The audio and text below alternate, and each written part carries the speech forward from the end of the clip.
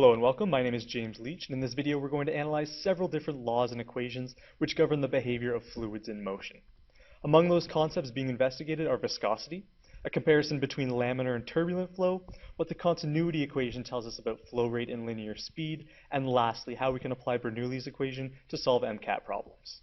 All of this leads to building an understanding of the conservation of energy in ideal fluids.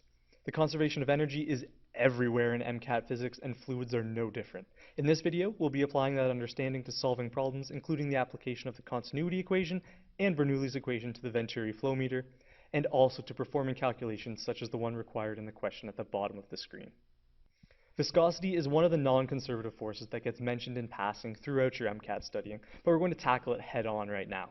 What this concept indicates is how much internal resistance to flow a fluid exhibits, or in other words, how little a fluid wants to flow. It's also often described as the internal friction of the fluid. For example, at the high end of the spectrum, we see honey. Its high viscosity means that it resists flow strongly. You may know from experience that trying to pour honey is a thankless task. Or if you put an object on the surface of honey, is it likely to rush through to the bottom of the container? Probably not. On the other hand, a fluid like air has very low viscosity. Everywhere you walk or drive, the air flows around you with very little resistance. Somewhere in between, we see blood, which definitely experiences more viscous drag than air, and water, which is less dense and experiences less viscous drag than does blood. The SI unit used to measure this property is pascals seconds.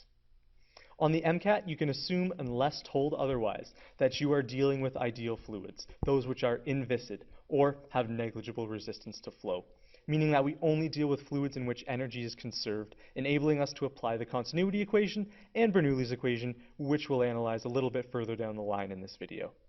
Since we only have to deal with fluids that like to flow, let's check out the two ways in which they do just that. The first type of flow we're going to explore is laminar flow. Let's start with this red ball suspended in a fluid. The two forces acting upon this ball, as you might recall if you've reviewed your static fluids, are the force of gravity and the buoyant force. Now let's say the red ball is sinking in the fluid. When something sinks in water, it doesn't leave behind a vacuum. Rather, the fluid flows around the sinking object and occupies the area vacated by the object, like so.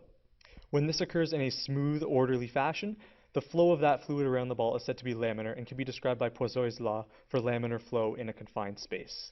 This is a formula you do not need to memorize for the MCAT. It would be provided if ever you needed it for a calculation. But what it does show us is that the rate of laminar flow is heavily dependent upon the radius of the container. It is also tested in terms of the relationship between flow rate and delta P, the pressure gradient, and also the radius and delta P. This law is no longer applicable, of course, once turbulence begins to occur within the fluid. In this case, we have that red ball suspended within an ideal fluid again. The fluid is flowing from left to right across the screen. This means that we can apply convention in order to label locations within the fluid. Movement from right to left against the flow of the fluid is movement upstream. Contrarily, movement from left to right in the direction of the flow of the fluid is movement downstream. With convention out of the way, let's get down to the physics. The transition from smooth laminar flow to the turbulent flow we see here occurs when the linear speed of the fluid exceeds the critical speed. The critical speed for a given fluid in a given pipe is determined by the viscosity and density of that fluid, as well as the diameter of the pipe. Turbulent flow also means non-conservative flow, which will serve as a huge red flag to you on the MCAT. If there is turbulent flow, Bernoulli's equation can no longer be applied as energy is being dissipated by the collisions and friction caused by the formation of eddies. Even within this turbulent system, however, there is some laminar flow occurring. This happens in the boundary layer, the thin layer of fluid which flows along the walls of the pipe.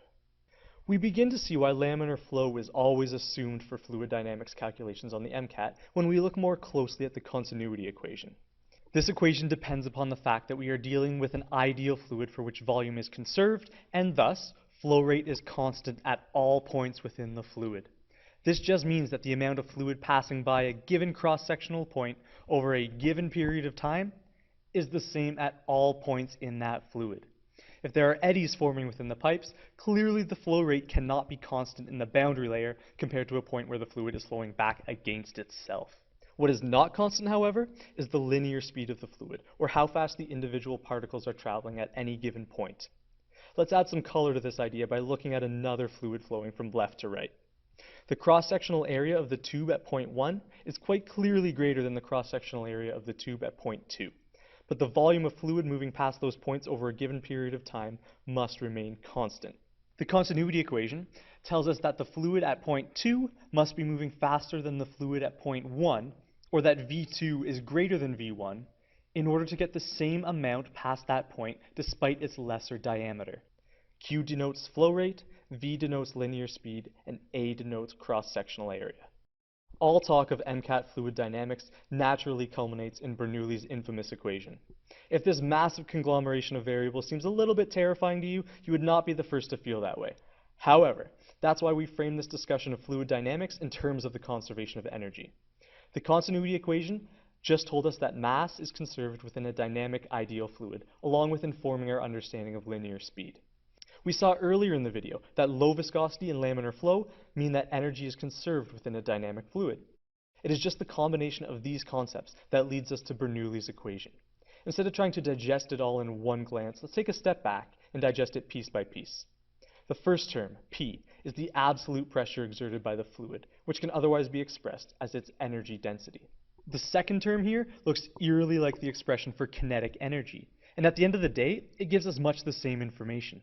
It is the dynamic pressure exerted by the fluid. This term is included in the equation as a measure of the pressure exerted by the fluid due to its movement. Right next to it, we're given a term that looks quite like the expression for gravitational potential energy. It is also the same expression as that for gauge pressure. In fact, if we remove the term for dynamic pressure, we just see the expression for hydrostatic pressure. What Bernoulli's equation gives us then is the statement that the sum of static pressure and dynamic pressure is constant at all points within an ideal fluid.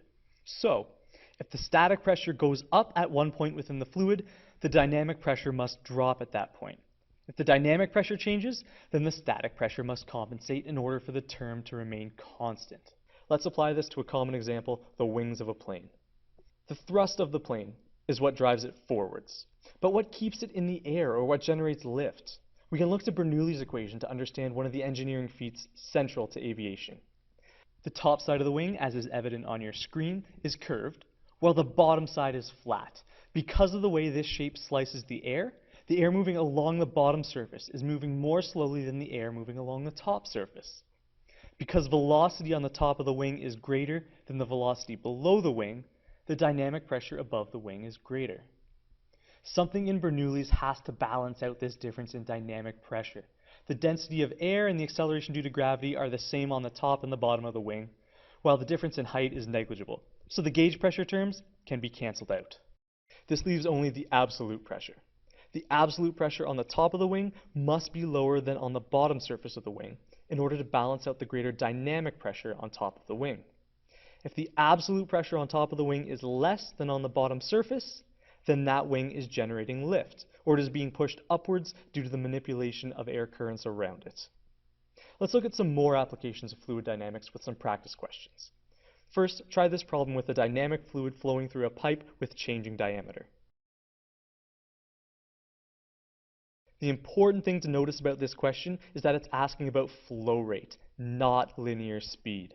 An incompressible, inviscid fluid is one in which volume is conserved and the continuity equation applies, meaning that flow rate is constant past all points in a given system. There is thus no change in flow rate as the fluid enters the narrower part of the pipe. The Venturi flow meter and other similar setups are very common applications of the continuity equation and Bernoulli's equation on the MCAT. Here's an example of how they could be tested. First, you have to identify where linear speed is actually greatest. Using the continuity equation, we know that linear speed is greatest where the cross-sectional area is smallest. This rules out choices C and D. Bernoulli's equation tells us that absolute pressure will be greatest where dynamic pressure is lowest, and that dynamic pressure depends upon the linear speed of the fluid. Linear speed is lowest at tube 1, so dynamic pressure is lowest at tube 1, so absolute pressure is highest at tube 1. Meaning that the height of fluid in tube 1 will be greater than in tube 2. This last question goes back to the concepts from the start of this video. Give it a shot. The given equation allows us to calculate the critical speed or critical velocity for a fluid, or the speed at which laminar flow begins to get disrupted. The maximum velocity at which laminar flow will be observed is the critical speed for this system. To find critical speed, we have to plug the numbers into the formula given in the question and come up with an approximation of the correct answer. The first thing we can do is plug in our unitless Reynolds number, which we're given as 16. That term, as we see in the equation given, is multiplied by the viscosity of the fluid, in this case 1 Pascal second. All of that is divided by density times the diameter of the pipe. The density of water, of course, is 1,000 kilograms per meter cubed, and we are not explicitly given the diameter here, but we are given the radius. So the radius of 0.75 meters times 2 gives us our diameter of 1.5 meters. Working our way through this calculation, we end up with 1.6 times 10 to the 1 divided by 1.5 times 10 to the 3. We don't need to come up with an exact number here. A good approximation will serve us very well in this circumstance. So approximating 1.6 divided by 1.5, we'll call it 1. And then 10 to the 1 divided by 10 to the 3, we end up with 10 to the negative 2. 1 times 10 to the negative 2 meters per second is the answer we're going to go looking for, and we find it pretty nicely in answer choice D. In this video, the analysis of viscosity, or a fluid's internal resistance to flow, laid out the first parameter for applying the conservation of energy to fluids.